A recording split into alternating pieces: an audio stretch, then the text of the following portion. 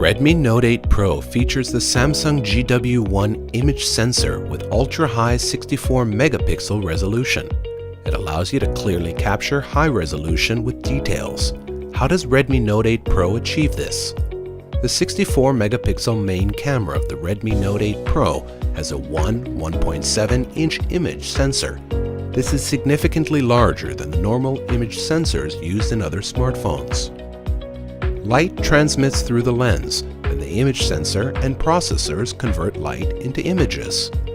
We can compare the impact of the size of the image sensors by using two measuring cups with different rim sizes to represent two different image sensor sizes. As we spray water over both measuring cups at the same time, you'll find that the cup with the larger rim size is able to collect more water. Sensors act much in the same way. The larger an image sensor is, the more light it's able to capture, enabling it to create clearer photos. The high pixel count combined with the large sensor enables you to not only take high-resolution large-size photos, but also ensures that excellent overall image quality is always maintained with Redmi Note 8 Pro.